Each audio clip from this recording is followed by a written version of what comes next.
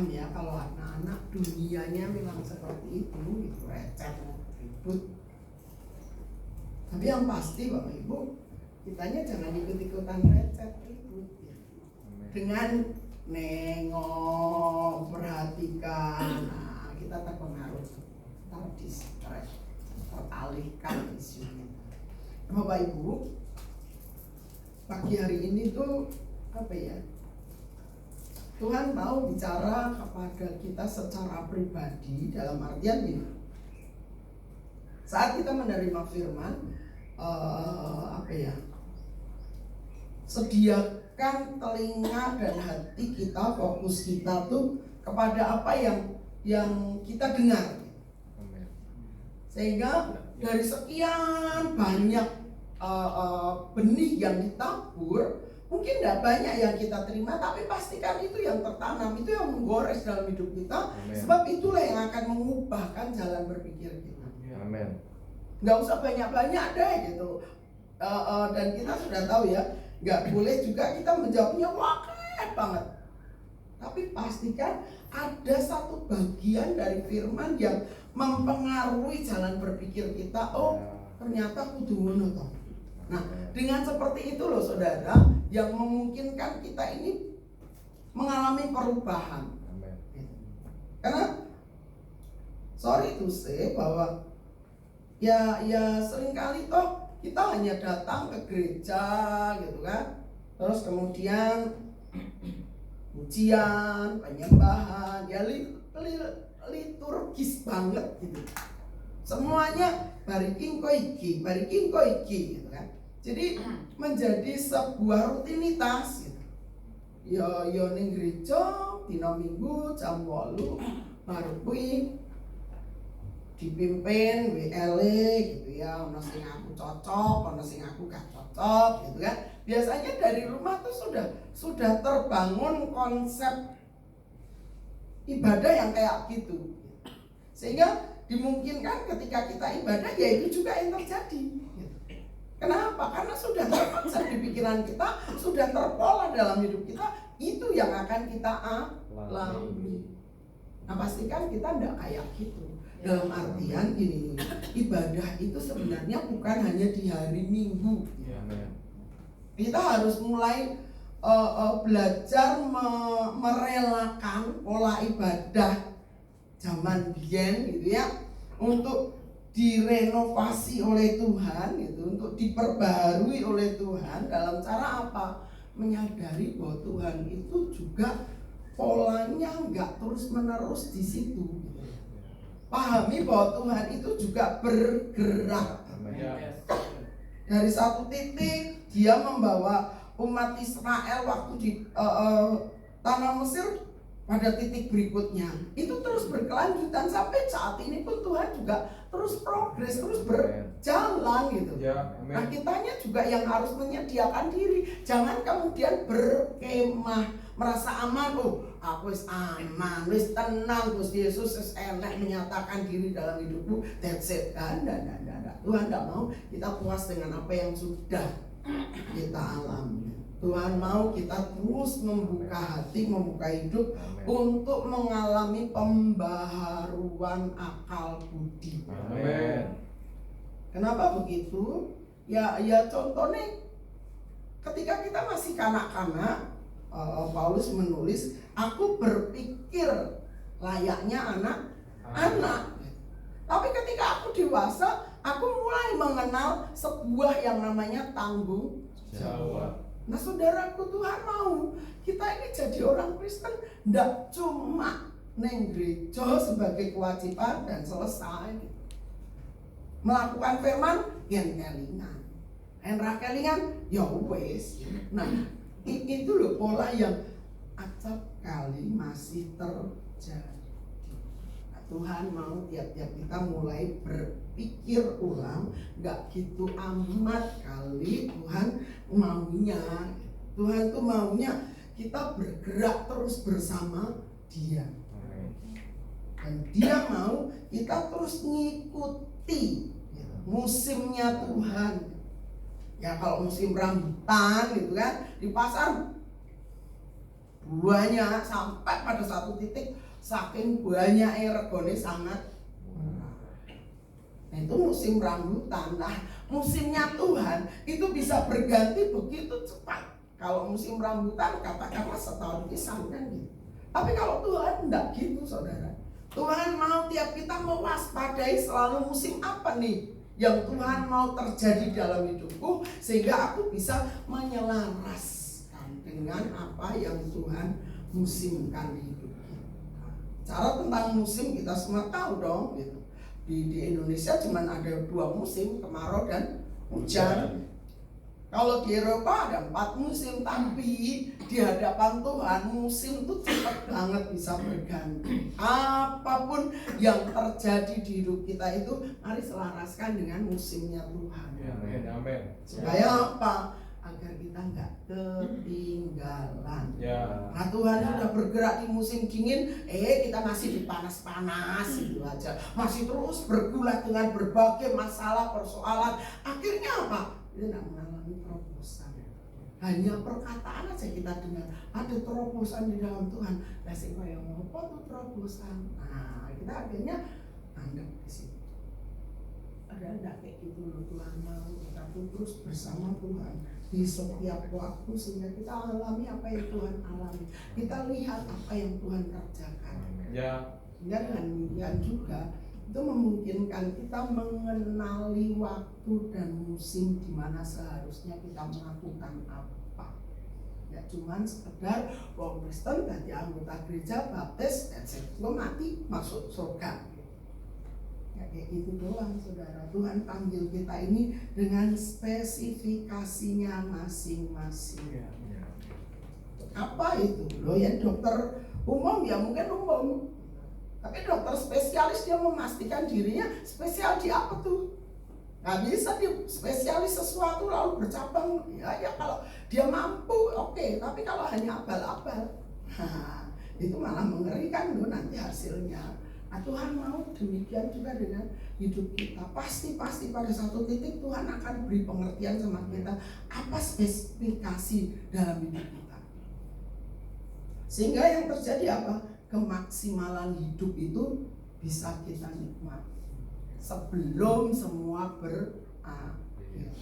Saudara, hal tentang maksimal hidup itu saya jadi ingat bagaimana orang-orang tuh pernah bilang berapa banyak ya potensi dalam hidup manusia itu yang ikut terkubur setelah dia mati. Dan dia belum maksimal, karena dia belum maksimal, sehingga semua potensi yang Tuhan tanam dalam hidupnya, kalau toh kan di Alkitab ditulis ada berapa, ada 3 orang yang dipercaya talenta. Masih ingat? Yang pertama berapa? 5. Halo? 5. Lali apa ternyata? 5, Matius 25 dulu. 5, terus? 2. Terus? 1. Ojo domblong bae to, Pak, Bu. Jangan-jangan domblongnya karena ngantuk atau luwe. Waduh. Nanti boleh pergi jagong, ada 2 tempat jagongan. Tapi pastikan bawa amplop ya. Yang kedua berapa? 2. Waduh, tidak lali apa piye toh? 2. Yang ketiga? 1. Ya, seperti yang saya tunjuk 1. Nah, saudara tahu yang pertama tadi berapa? 5. Berapa yang dihasilkan? Berapa yang bisa dia maksimalkan sehingga uang yang dikasih, dipercaya itu bisa beranak gitu. Katakanlah kalau untuk bicara tentang manakin duit gitu ya. Berapa hasil dari yang nomor 1 tadi yang dapat kepercayaan 5 talenta? Dapat berapa? Halo.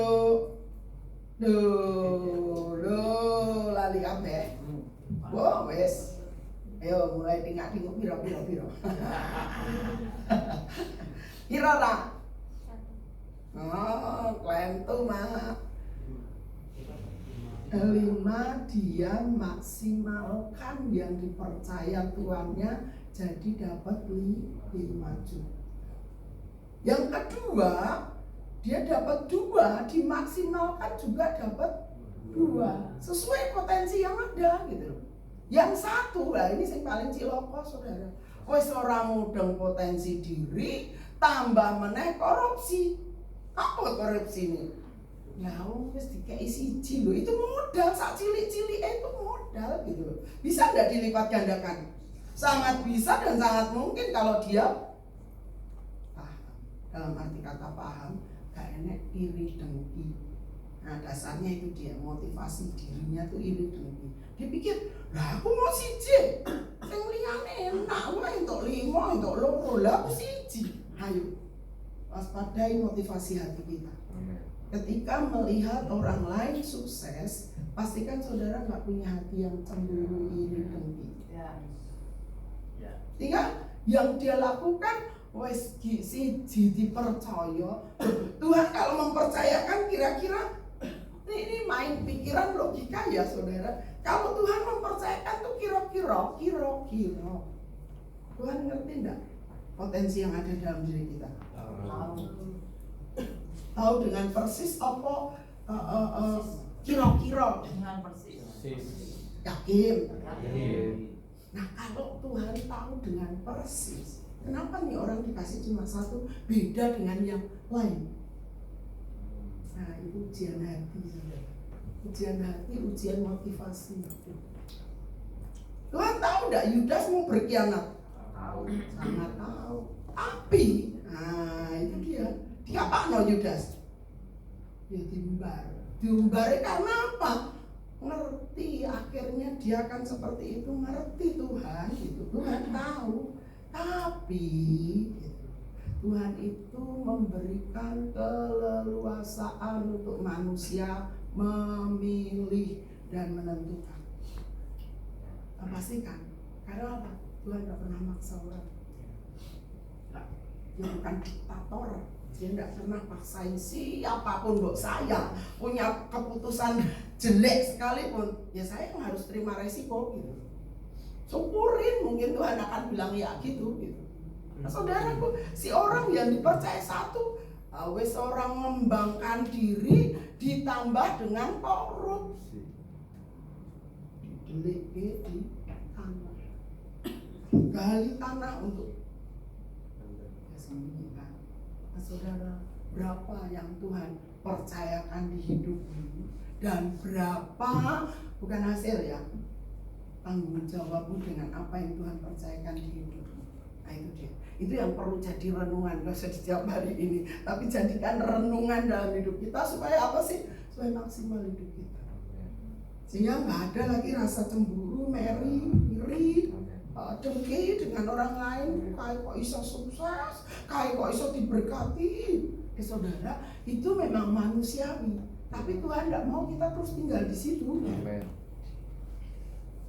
Wah, koncoku kayak saklitengku, konco kelas, konco kental, saya ini jadi direktur, aku mau jadi apalah gitu. Nah, saudaraku, masing-masing kita Tuhan percaya kalian, masing-masing kita dipercaya sebuah kemampuan. Mbok akeh, mbok sithik, yang pasti saudara harus maksimalkan dirimu begitu rupa dengan bertanggung jawab kepada Sang Pemberi hidup. Kenapa? Karena hidup ini terlalu singkat untuk kita pakai berbantah-bantah dengan Tuhan. Hidup ini terlalu singkat untuk kita pakai untuk mempertanyakan gitu. Kok aku ngene toh Tuhan? Kok aku semene toh Tuhan? Nah, itu dia. Selesaikan itu semua di hadapan Bapa. Tujuannya apa? Supaya hati kita ini plong. Karena dengan hati yang tahir, bersih, kita bisa melihat apa yang Tuhan rancangkan dalam hidup kita itu dengan jernih pula, dengan bening pula, dengan clear, sehingga kayak gitu kalau Tuhan maunya. Kenapa? Sekali lagi kalau Sabtu yang lalu saya bilang Tuhan tuh nggak pernah iri, nggak serai kalau saudara jadi sugih.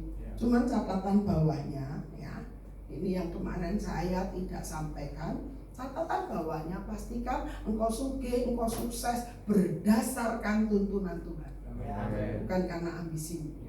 Ambisimu akan menghabisimu, saudaraku. Makanya habisi dulu ambisi itu sebelum itu mengendalikan hidup. Karena gini, Alkitab menulis apa? Susah payah tidak akan menambahinya. Apa? Bahasa apa? Kata-kata sebelumnya? Berkat Tuhanlah yang menjadikan kaya. Iya. Berkat Tuhanlah yang menjadikan kaya.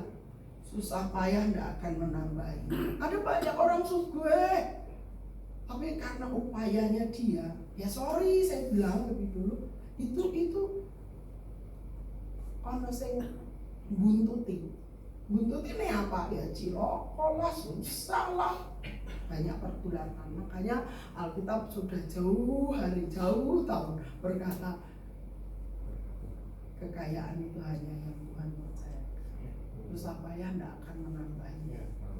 Bahkan di pasal 23 dikatakan kalau engkau ingin menjadi kaya, perhatikan, tiba-tiba kekayaan itu seperti bersayap dan terbang. Artinya yang ora jatahmu pasti dia akan lusut melompat. Nah, cilokone kalau kita ikutan melompat dari gedung yang tinggi, wow, gawat ya. Nah, saudaraku, saya sampaikan hal ini karena ini yang harus terus kita waspadai dari hidup kita masing-masing. Yang jenengi manusia gitu ya, pasti ada lewat apa ya, perjalanan hidup gitu, lewat pendidikan di keluarga, di masyarakat, dan juga dalam pergaulan kita nih seringkali hal-hal dunia inilah yang menjadi nilai-nilai dalam hidup kita. Nah, itu yang harus dihabisi dari sudut pandang firman Tuhan. Kalau itu tidak selaras dengan firman Tuhan, ayo tinggalin aja. Tuhan mau saudara harus lebih mengutamakan apa yang Tuhan ajarkan. Sebab itu dasarnya, kalau yang pola dunia ini dasarnya adalah ambisi, dan itu nggak akan menghasilkan yang terbaik untuk kita. Makanya yang harus kita lakukan adalah ayo selaraskan hidup ini dengan kebenarannya, supaya tiap-tiap kita ini boleh melakukan apa yang menjadi bagian kita dengan lebih sungguh lagi. Oke, sekarang kita mau melihat 2 Timotius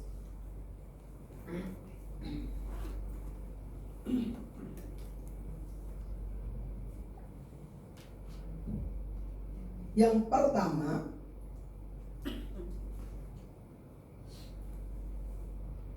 ayat yang ketiga sampai yang ke-9 saja.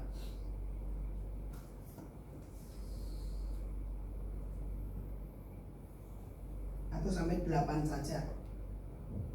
2 Timotius 1 ayat 3 sampai 8. Oke.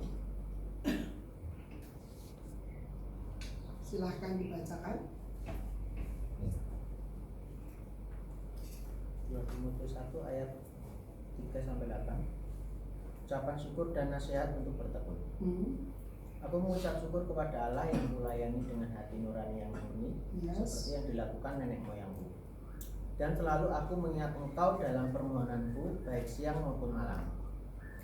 Dan apabila aku terkenang akan air matamu yang kau curahkan, aku ingin melihat engkau kembali supaya penuhlah kesukaanku. Sebab aku teringat akan imanmu yang tulus ikhlas, yaitu iman yang pertama-tama hidup di dalam nenekmu Lois dan di dalam ibumu Eunike, dan yang aku yakin hidup juga di dalam dirimu.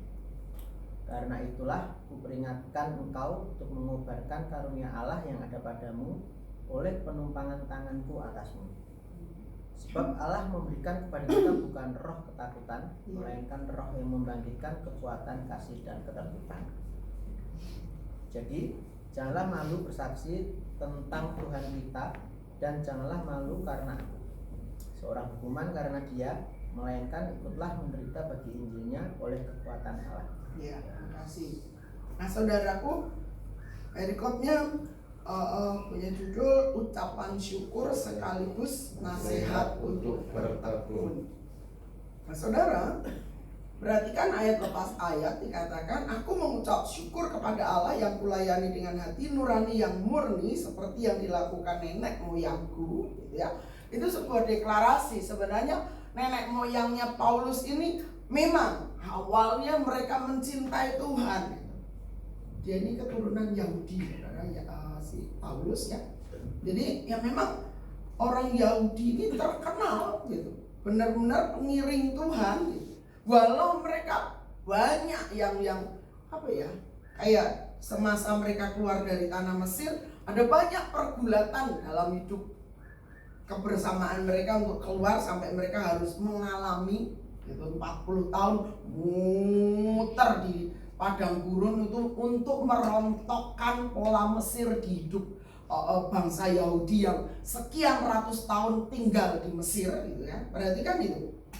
Ini untuk merontokkan paham Mesir dalam hidup bangsa Yahudi kala itu, bangsa Ibrani ya. Butuh waktu 40 tahun mereka muter terus. Wah, tempatnya di situ-situ aja sebenarnya. Padahal saudara tahu, di masa 40 tahun itu loh, mereka tuh tiap hari melihat pemeliharaan Tuhan, tiap hari melihat mujizat Tuhan, tiap hari melihat bagaimana Tuhan memelihara bangsa Israel kala itu. Tapi lihat, mereka harus membuat pola Mesir rontok dari mereka. Awal-awal mereka selalu goro-goro kue mus. Aku dadak bergumul lah mangani wak we kangelan. Tuhan bikin mujizat semalaman, burung puyuh dikirim sampai mereka makan tanpa dimasak. Ada saudaraku saking rakusnya sampai mereka makan keluar ulat belatung dari hidungnya saking rakusnya. Saudara bisa bayangin mereka tuh kayak apa gitu. Ya satu sisi memang kena mental saudara. Sekian ratus tahun mereka hidup dalam perbudakan, terus tiba-tiba dibawa, ya enggak tiba-tiba jadi dibawa Tuhan untuk keluar jadi orang merdeka. Euforia yang mereka alami itu begitu membuat mereka itu sampai hilang jati diri mereka gitu. Nah, di sini bagaimana Paulus justru mengakui, aku syukur kepada Allah yang kulayani dengan hati nurani yang murni seperti yang dilakukan nenek moyangku. Sebuah deklarasi bahwa dia mau orang-orang yang telah ada melanjutkan pekerjaan Tuhan itu juga mendasari dengan hati nurani yang murni. Karena tanpa kemurnian hati, Ibrani katakan engkau tidak bisa melihat Tuhan. Tanpa kemurnian hati engkau tidak akan pernah alami apa itu Tuhan nyata apa ora. Loh, sekarang ini banyak loh saudara orang yang meragukan Tuhan dan mulai mereka cari-cari yang lain. Banyak. Nah, di sini letaknya untuk orang percaya tuh benar-benar teruji. Hidup oleh percaya itu harus nyata.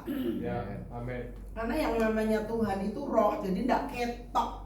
Sedang kita terbiasa berinteraksi dengan yang kelihatan. Nah, itu dia yang perlu kita selesaikan. Dalam artian tanggulangi. Percaya itu bukan karena melihat dengan mata jasmani ini. Alkitab juga menulis seperti itu. Artinya percaya itu sesuatu yang memang gak ketok tapi nyata, ada real gitu.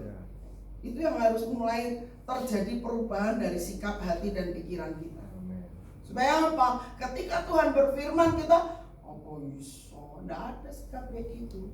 Bukan gue bagiannya tante, cek pendeta. Enggak juga saudara punya asumsi kayak gitu, punya pemikiran seperti itu. Saudara ketika terima firman, ya wis telen wae gitu. Percaya wae, enggak usah pakai cincong, enggak usah pakai debat, enggak usah pakai meragukan. Itu sikap hati yang Tuhan mau terjadi dalam hidup. Yes, amin. Ya, lanjut dikatakan bahwa dan selalu aku mengingat engkau dalam permohonanku baik siang maupun malam. Ini Paulus berbicara tentang anak rohaninya Timotius. Lalu dan apabila aku terkenang akan air matamu yang kau curahkan Aku ingin melihat engkau kembali supaya penuhlah sukacita kesukaanku. Saudara, ini pastinya bukan bicara tentang sebuah atau satu pribadi, Timotius, no. Tapi lebih kepada orang percaya yang Tuhan rindukan untuk boleh selalu ketemu dengan Dia. Ini yang seringkali apa ya, orang-orang pikir, oh iso aku ketemu Tuhan, aku nggak layak, siapakah aku ini, hanya cacing tanah. Nah saudara, hari ini sebuah kemerdekaan harus terjadi dalam hidup kita. Kenapa? Tuhan nggak pernah menolak orang, Tuhan juga tidak mereken siapa dirimu. Yang pasti dasarmu cari Tuhan adalah percaya. Modalmu cukup percaya dengan setiap firman, setiap arahan, maka Bapakmu akan menghargaimu. Saya berangkat bukan dari siapa-siapa, ya. Hanya karena saya pertemanan di sekolah. Saya masih ingat bagaimana di SD saya kelas 5, ya kelas 3 itu saya masih pergi Jumatan. Kenapa? Karena saya dapat privilege, dapat keistimewaan dari guru saya. Oh, telate goro-goro melu sholat Jumat. Padahal itu saudara, kalau sekarang kan yang diwajibkan untuk pria-pria harus sholat Jumat gitu kan. Bahkan di Jawa Barat tuh ada yang nenek-nenek bawa pentung ya, untuk ngelingke wong ning dalan sapa wae wong lanang sing ora melu Jumatan harus berangkat diurak karo dia. Nah saudara, itu di kelas 3 saudara, kelas 3 SD ya. Kelas 4 saya tidak mencatatnya dalam ingatan saya. Kelas 5 saya mencatatnya bagaimana ada teman saya satu Katolik, satu Kristen. Nah dua Katolik. Nah dari Katolik ini loh saya selalu apa ya, minta traktat yang dibagi. Kalau mereka sekolah minggu, Senin saya tagih, itu saya minta. Mulai ada ketertarikan seperti itu ya. Iya, saya tahu itu modal dasar yang Tuhan taruh dalam hidupku, benih yang Tuhan taruh dalam hidupku. Nah saudaraku, ketika saya hanya memulainya percaya, saya memulainya dari sebuah kondisi sederhana gitu ya, bukan karena diinjili wong terkenal, no, enggak. Hanya ada kerentak di hati saya, wah entah, aku pengen nyang gereja, itu saja. Niat saya pengen nyang gereja. Dan saudaraku terus berlanjut sampai saya setia di gereja, sampai saya sekolah Alkitab dan selanjutnya sampai hari ini. Kalau saya boleh Tuhan buat saya sampai di titik ini, itu semua karena anugerahnya. Dan saya percaya tiap kita tuh punya momen-momen itu. Apa yang harus saudara buat dengan momen itu? Itu benih yang harus saudara rawat dengan benar. Lewat apa? Ya lewat kau percaya dengan setiap firman yang engkau dengar, engkau baca, engkau lihat lewat tayangan VSS. Ya. Saudaraku, sayang sekali kalau saya tidak bisa mengikuti VSS itu sayang banget. Nah, saudara perhatikan, Tuhan itu punya kerinduan pada setiap pribadi, gak hanya orang tertentu. Mungkin oke, ke depan engkau bukan pendeta, tapi sadari engkau juga sudah ditaruh Tuhan modal benih ilahi di hidupmu. Apa yang harus kau buat? Openi itu gitu. Itu modal dasarmu. Ojo alah sing pendeta ae ya kurang. Nggak bisa kita bersikap kayak gitu saudara. Karena sejak penciptaan kita ini hanya punya 2 unsur. Apa tuh saudara? Halo, unsur apa? Nah, jawabnya mbok sing genah sing jelas aja pengen luwe ngono lho. Aku selalu bilangin luwe ae. Pak, gawano rantang gede Pak. Aman tadi Ibu masak tongseng. Wah, iso dikopi nih. Mampir kalau. Ayo, unsur kita apa? Debu tanah. Terus Nafas hidup. kok selalu sing jawab bagus toh? Apa kepeannya tak kayak bagus? Yang lain hanya jadi pendengar. Alah, apa meneh mburi dhewe kae. Nang ae Bu Eko. Jawab Bu. Jadi saudara itu harus kita pahami sebagai modal dasar hidup kita. Hanya ada 2 unsur itu. Debu tanah, waktu kita mati ya kembali ke tanah. Masalah proses dikremasi atau apa, ismbora roh gitu ya, yang pasti akan kembali ke tanah, itu mutlak. Sedang yang satunya, nah itu dia, roh Tuhan sudah ditaruh dalam hidup kita, itu juga harus kembali kepada Sang Pencipta, Sang Pemberi hidup. Ya. Itu yang harus kita tangkap, kita pahami, dan juga kita ugemi. Saya percaya orang Jawa ngerti itu, namanya diugemi, dipegang, diperhatikan, dan juga diopeni. Ya, supaya apa? Kesadaran itulah yang akan membuat hidup kita seperti yang rencanakan Tuhan rencanakan.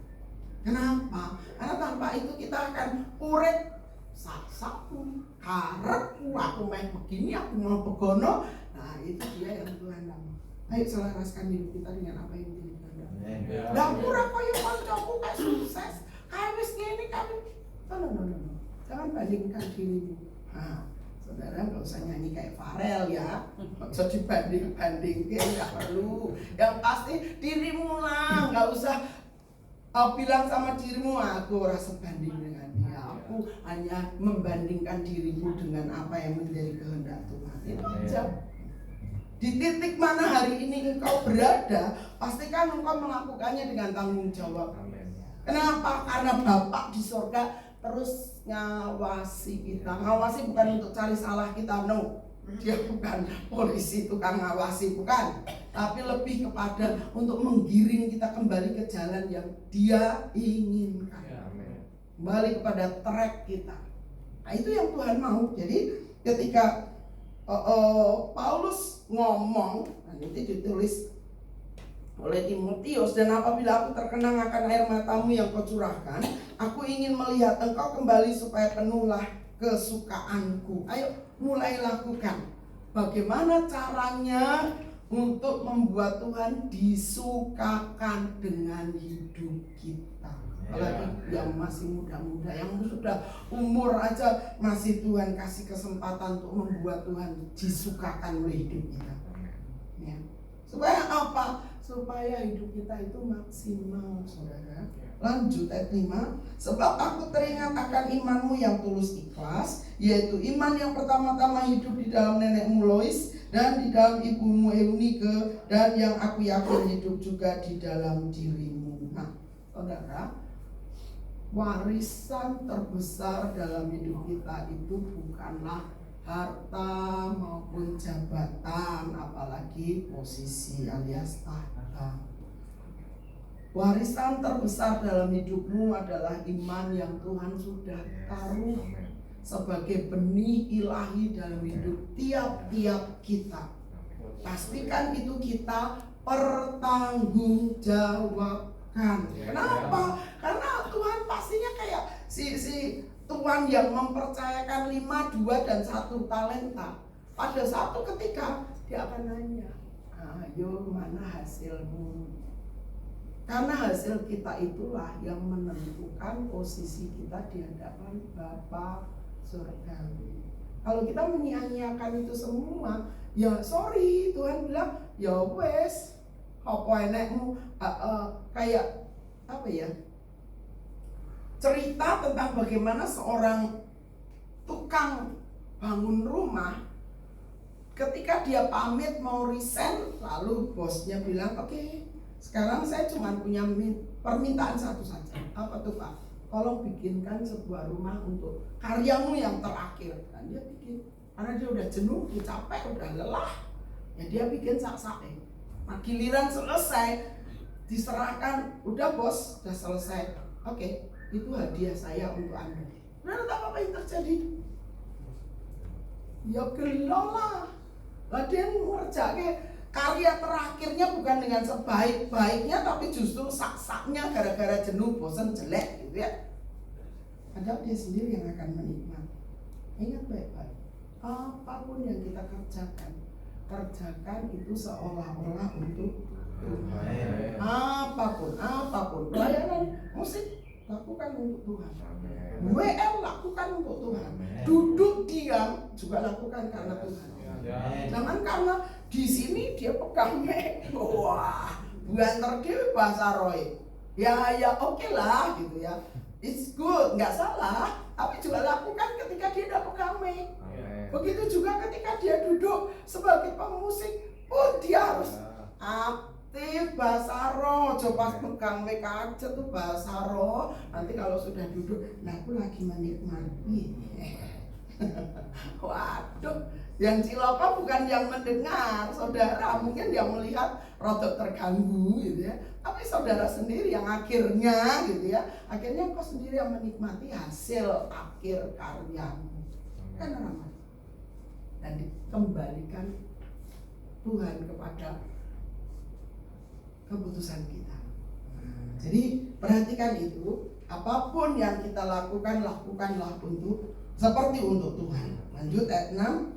Karena itulah kuperingatkan engkau untuk mengubarkan karunia Allah yang ada padamu oleh penumpangan tanganku atasmu. Tuhan sudah tumpang tangan, itu berarti disahkan, mengesahkan, itu tumpang tangan. Nah, saudara, percayalah Tuhan itu sudah mengesahkanmu sebagai anaknya, sebagai umat pilihannya. Maka apa yang harus kau lakukan? Lakukan semua yang kau bisa kerjakan seperti untuk Tuhan. Supaya apa? Engkau nggak rugi, engkau nggak menyesal. Nah, orang kan banyak kali penyesalan datang terakhir, maksudnya di ujung keputusan. Nah, kita Tuhan sudah ingatkan jauh hari, maka lakukan segala sesuatu seperti untuk Tuhanmu, sehingga kita tidak punya penyesalan apapun itu. Karunia itu bisa karunia roh, nubuat, penglihatan bisa, tapi karunia melayani itu juga ada. Artinya ketika engkau melayani, melakukan sesuatu, lakukan dengan sepenuh hati seperti untuk Tuhan. Karena yang tidak kelihatan itulah yang membijimu dengan presisi, enggak keliru. Terutama dari dalam hati kita, motivasi kita melakukan apapun itu harus benar. Ya, dengan seperti itu loh saudara, kita bisa lebih lagi Tuhan tambahkan. Ayat 7, sebab Allah memberikan kepada kita bukan roh ketakutan, melainkan roh yang membangkitkan kekuatan, kasih dan ketertiban. Jadi saya ulang tadi yang dikatakan untuk mengubarkan karunia Allah yang ada padamu itu bicara tentang bagaimana kita melakukan tanggung jawab yang ada dalam hidup kita dengan lebih excellent, gitu ya. Nah, jadi kita perhatikan Tuhan tidak memberikan kepada kita roh ketakutan, melainkan apa? Roh yang membangkitkan kekuatan, kasih dan ketertiban. Nah, saudara bicara, sorry, mungkin bisa dibacakan dalam bahasa yang lain, yang bawa Alkitab, kitab elektronik boleh dibacakan ayat 7-nya. Firman Allah yang hidup itu bisa dibacakan. Karena kadang-kadang ada bahasa-bahasa yang melengkapi. Ayat 7. Ya. Yuk. Roh Kudus, yaitu karunia Allah, tidak menghendaki engkau takut akan orang, melainkan supaya engkau bijaksana serta kuat dan mengasihi mereka serta senang berada bersama-sama dengan mereka. Ya. Jadi tidak memberikan roh ketakutan, di sini tadi disebut Engkau takut akan orang. Takut akan orang. Kadang takut akan orang itu membuat kita ini terbelenggu, saudara, tanpa sadar. Aku pokewo, aku sungkan, kita terbelenggu. Nah, Tuhan mau kita memiliki roh yang merdeka. Ya katakan bukan merdeka suka-suka atau seenaknya dewe, tapi lebih kepada setuju, selaras dengan firman. Ya. Sehingga yang namanya ketakutan akan manusia itu tidak ada lagi dalam hidup kita. Karena Tuhan memberikan kepada kita roh yang membangkitkan kekuatan apa di situ ditulis? Ya, kekuatan, kasih dan ketertiban. Apa tadi dalam terjemahan firman Allah yang hidup? Bijaksana, takut, dan mengasihi mereka serta senang berada bersama-sama dengan mereka. Iya, bijaksana, suka kasih yang suka apa ya, menjadi contoh, lebih tepatnya seperti itu, menjadi teladan dimanapun engkau berada, hingga hidupmu tuh boleh menjadi berkat. Bahasa simpelnya ini kan dari bahasa yang lebih simpel, kekuatan, kasih dan ketertiban, tertib, sehingga hidup kita ini bisa membawa pengaruh baik untuk orang lain. Ojo malah mempengaruhi yang enggak baik. Kowe itu tukang njaluk maem ae ya iki. Ibu angger anake lanang meh siap balik dari Jogja, wah wes. Iya itu dilakukan semua ibu-ibu deh, kalau anaknya apalagi ngekos gitu ya, ketemunya seminggu pisan, wah mesti ibu-ibu itu akan sibuk dengan dapur gitu. Supaya anaknya balik-balik semua terjamin, dari makan, tidur dan lain sebagainya. Kenapa? Itulah pengorbanan ibu ya biar bisa lebih menghargai ibu gitu. Nah pastinya ini nggak cuman Iyal doang, ibu anak ibumu memang Iyal dan Gayus gitu. Masa ya Masa juga. Masa nggak diambil, iyalah, masa yora. Tapi kan tutup Mas Tata gitu loh maksudnya. Mas Tata punya ibu dewe, nggak seneng ibu malah. Nah artinya gini saudara, tiap-tiap kita ini perlu belajar menempatkan diri seperti yang memang di situ porsi kita. Apapun. Kalau selaku anak di rumah, kau punya orang tua, ya mau nggak mau kau harus hormati orang tuamu, toh. Ya. Nah orang tua memperlakukan anak pun seperti itu. Nah ini yang saya belajar setelah jadi wong tua, saudaraku, saya belajar untuk memahami bahwa ketika aku punya anak, tenggat waktunya kan lumayan jauh, saudara. Saya dengan Bagus 30 tahun, saya melahirkan anak pertama 30 tahun. Nah, jadi artinya gini, saya bisa mulai memahami jalan berpikir Tuhan. Jauh jaraknya itu juga yang menjadi kadang-kadang komunikasi nggak jalan, nggak selaras, nggak inline gitu. Kenapa? Karena jalan berpikirnya sudah beda, umurnya juga beda. Nah di sini saya belajar bahwa sebagai seorang tua gitu ya, dipastikan saya juga nggak memaksakan kehendakku kepada anak gitu. Nah begitu juga anak juga mulai memahami, iya mamiku ternyata sudah umurnya sekian, dia butuh ditolong untuk apa-apa gitu kan, urusan apa-apa itu kan saya butuh ditolong gitu. Bukan karena dulu saya ngandelin bojoku, bukan, tapi lebih kepada usia. Nah orang tua itu loh yang perlu dipahami ketika dia berperan di antara anak. Gak bisa paksain pendapatnya, gak bisa paksain, wah aku kudunya nih, gak bisa. Terus kita seringkali, saya ngomong ya, seringkali sebagai orang tua nih, kita di konsep pikir kita anak kecil, anak cilik. Jadi apa yang terjadi? Kita juweh mas. Apa sih dek tidak, apa sih dek diomongi, apa sih dek dikandani. Nah benarkah gitu? Sikap seperti itu saya rasa nggak tepat. Apalagi kalau anak kita sudah berumah tangga alias sudah dewasa toh. Kalau kita juwehi, apa yang terjadi? Breng, ayo musuhan. Breng terjadi pasti. Lah wong Nathan coba yang diomongnya mbek mboke. Wis piye kok? Bisa. Nah, ditinggal dolan, bal-balan gitu ya.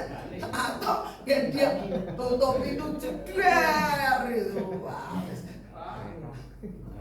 Loh, saudara jujur, itu tadi yang terjadi dengan hidup kita. Hubungan dengan orang tua jadi tidak bagus gitu. Karena orang tua terlalu berpikir anak cecile, apa sih dek dikandani, apa sih dek dijuai.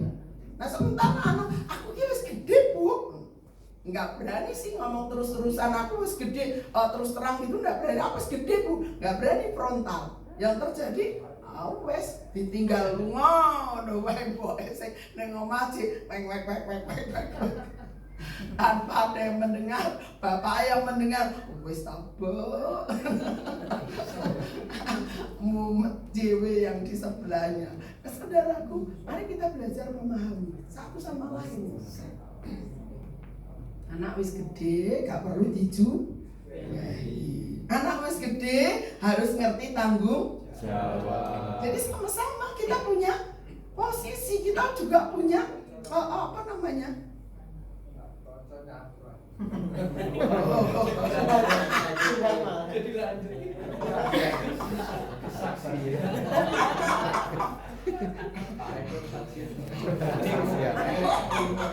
Kita buka ini ternyata. Bu. Ya Tan, lanjut Tan. Iki urungane Shirley iki. Ana Shirley tambah rame. Ya itulah. Faktanya kayak gitu toh. Apalagi kalau di rumah kumpul wis cah telu. Rasa ning pasar gitu ya, ramene saut-sautan. Nah, saudara nggak akan berhenti pertikaian atau perebutan kebenaran itu nggak akan berhenti kalau salah satunya atau dua-duanya ngalah dalam arti kata wis menang gitu aja. Ditinggal rumah ya bahaya saudara, nanti saudara pulang diamuk enak. Jadi artinya tiap kita perlu tahu peran masing-masing. Apalagi anak sudah gede. Anak wis gede juga harus ngerti tanggung jawab ya, aja mung nuntute mbok coba dijuwe wae to mbok. Gitu. Tapi sementara dia nuntute mbok aku dimasake apa? Mbok aku njaluk apa? Sorry ya kalau saya pakai idiom mbok itu ya. Kenapa? Karena anakku wedok itu tiru-tiru senengane mbok panggilnya. Dimulai dari Bayu. Beneran, dimulai dari Bayu itu. Mbok akhiran sampai Budi Surayam. Terpancing dipikir dipanggil anaknya, ternyata anakku. Mbok buka pintu. Ya. Sinar itu ya aneh-aneh. Tapi itulah indahnya sebuah keluarga, dalam artian ingat itu sebagai sebuah keindahan. Tanpa orang tua masing-masing kita nggak ada di sini toh. Makanya ayolah kita saling menghargai, saling ngerti. Nah ini di luar konteks firman, tapi memang ada juga firmannya. Hai anak-anak, apa? Hormatilah orang tua. Kalau ije urip, ya wis ora enek ya mosok dihormati piye carane. Ya kok pendene digawe apik-apik. Lah sing dihormati wis ra sing dihargai wis ra mudeng gitu. Ketika masih lagi hidup, yuk kita sama-sama menghargai, saling menghormati. Nah, saudaraku, ayat yang terakhir di ayat 8, jadi janganlah malu bersaksi tentang Tuhan kita, dan janganlah malu karena aku, yaitu Paulus, seorang hukuman karena dia Tuhan Yesus, melainkan ikutlah menderita bagi Injilnya oleh kekuatan Allah. Kalau engkau menderita karena diolok-olok namamu, karena diolok-olok agamamu, it's okay. Saya pada suatu titik pernah ada salah satu ponakan bule murtad. Dia dimarahin sama ibunya, bule murtad. Saya ya rada kaget, tapi it's okay karena dia masih lagi anak-anak, jadi orang mudeng. Dia hanya pahami tentang saya meninggalkan agama lama gitu. Nah saudara, itu mungkin jadi pengalaman hari-hari kita atau sesuatu yang menggores gitu. Tapi percayalah, ketika kita mulai melepaskan pengampunan tentang pengalaman-pengalaman tidak enak, hal mengiring Tuhan, dengan seperti itu justru itu jadi kekayaan surgawi bagi kita untuk bisa bersikap dengan benar. Masih ingat 4T? Halo? Tangkap. Ayo sing sebelah kini, menang saya. Ayo, apa 4? Mbak, ibu-ibu, mbak. Apa nih? Saya melatih ibu-ibu ben tambah canggih. Apa mah? Mama yang gelekes ya. Apa mah yang T kedua apa mah? Tolak. Mah Mariani. T ketiga. Jadi nggak mau barat nih. Tukar. Yang T ketiga tukar. Terus takon pintar. Yang lain sudah lebih lulus pintarnya. Oke, anak muda apalagi harus mengerti. Jadi kenapa itu harus berulang saya sampaikan? Sebab saudaraku, dalam interaksi kita sehari-hari, interaksi kita dengan sesama sehari-hari itu banyak menimbulkan hal-hal buruk. Kenapa? Ya kadang-kadang orang kan ya wes ora usah wong liya. Saya loh saudara, kadang ketika ketemu mungkin motor rada blur gitu ya. Enggak, wong saudara pakai helm, pakai masker, aku ora cetha gitu kan. Wong aku yang keluar enggak pakai kacamata. Nah, akhirnya saudara itu tantoin sombong. atau dengan yang lain. Saya pernah gabruan. Dia udah senyum, dia udah ketawa gini-gini. Saya masih mikir sopo gitu kan. Sampai anakku bilang, "Mami itu lu di sopo." Bareng dia buka maskernya baru, "Oh alah ya ampun, sorry ya, saya aja bisa. Maaf." Jadi saudaraku, dalam hidup sehari-hari kita nih berinteraksi dengan berbagai orang. Apa yang harus kita lakukan? Ayo terus lakukan 4T. Tujuannya apa toh? Itu untuk membersihkan hati pikiran kita loh. Dengan kita mulai lakukan T pertama apa? Tangkap opone. Nah itu makanya. Tangkap pikiran yang tidak tepat. Angkat hal-hal yang tidak pada tempatnya. Mbah kuwi saudara tersinggung, mbah kuwi apa jenenge? Wong sing gak nyenengke gitu kan. Tangkap itu. Wah, iya aku kelingan Pak.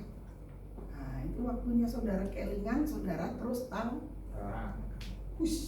wanyol kayak saudara petuan moro-moro ono cahnya alit. Cepet dan saudara kaget. Ada orang-orang tertentu reaksinya ngamuk gitu kan. Tapi ada juga yang karena kaget terus menang baik. Itu perlu juga ditangkap. Setelah ditangkap ya Pak No? Tolaknya apa yang tergambar di pikiran? Karena waktu yang lalu tuh dia itu yang saya cerita, ada seorang yang kelingan moro-moro kok, yaitu karya Roh Kudus. Nah, saya bilang kayak gitu. Dia kelingan pelatih kornya, sip, dia kelingan. Ya itu yang ditangkap.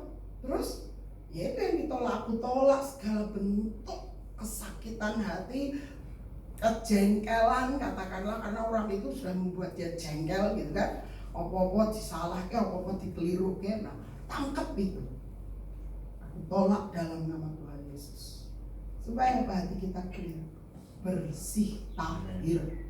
Setelahnya yang ketiga, tukar. Aku tukar segala pengalaman buruk yang sudah kutangkap, batalkan dalam nama Yesus, dengan firman Tuhan yang berkata kerajaan Allah bukanlah soal seterusnya seperti itu. Itu dia, dan lakukan dengan tekun. Tekun itu bukan hanya pada satu kasus. Satu kasus oke, itu harus sampai saudara benar-benar clear. Gak lagi kalau kelingan, gak lagi rasa sengkring. Nah itu dia. Itu saudara sudah clear. Sampai saudara clear. Lakukan dengan tekun, supaya apa? Terus hati kita dijagai. Firman Tuhan katakan apa? Jagalah hatimu dengan segala kewaspadaan, karena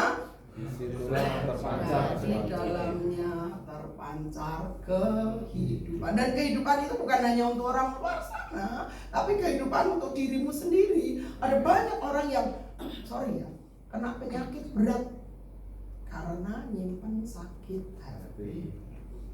Itu modal pertama iblis bekerja menghancurkan hidupmu. Makanya waspadai hatimu, waspadai hidupmu, waspadai apa yang melintas di pikiranmu. Tuhan memberkati kita, dan mari kita akan datang padanya.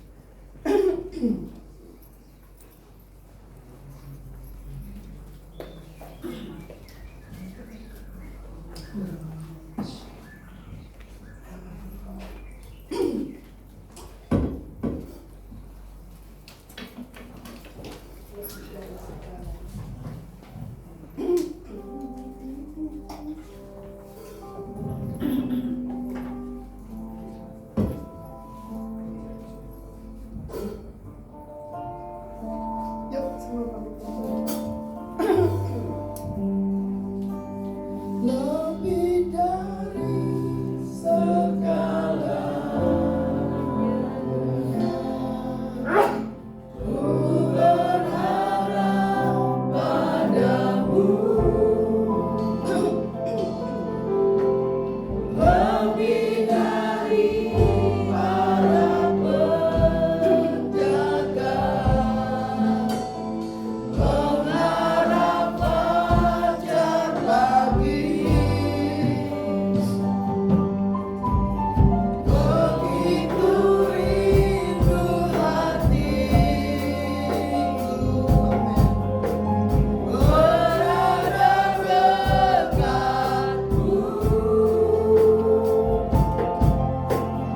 Alangkah dalam kasih-Mu memenuhi hidupku. Dari awal, lebih dari segala. Biar ini menjadi doa setiap kita di hadapan Kristus yang